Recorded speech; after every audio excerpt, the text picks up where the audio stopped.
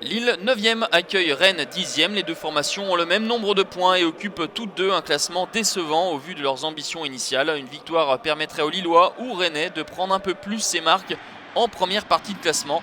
Les Lillois, emmenés par Origi, accélèrent en début de rencontre. Le centre du Belge, le ballon revient dans les pieds de Sofiane Bouffal. C'est contré et ça termine sa course sur le poteau de Benoît Costil. L'ancien Angevin était tout proche de l'ouverture du score. Benoît Costil semblait battu. Un coup de pied arrêté pour les Lillois. Le ballon qui tarde à être dégagé par l'arrière-garde rennaise et Divock Origi en profite pour ouvrir le score à la 40e minute. Le Belge n'avait plus marqué depuis la 8e journée. C'était fin septembre face à Bastia. 17 matchs sans marquer pour Divock Origi qui met tout le monde d'accord. Le ballon reste dans la surface et une frappe puissante sous la barre de Benoît Costil.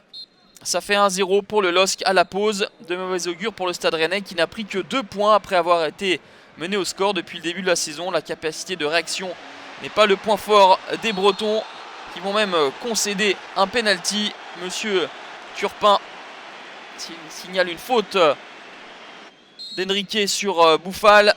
Divock Origi, c'est au milieu, c'est transformé 2-0 pour le LOSC.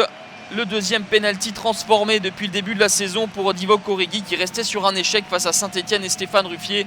Là, il ne tremble pas face à Costil.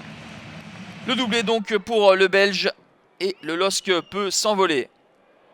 Toujours pas de capacité de réaction de la part des Bretons. Et Lille en profite. Le ballon sur le côté droit, Nolan Roux. Le 1-2, le centre de Nolan Roux. Et la défense rennaise complètement apathique va laisser Divock Origi inscrire tranquillement un triplé. Le 6e but de la saison pour Divock Origi en un match. Il a doublé son total depuis le début de la saison.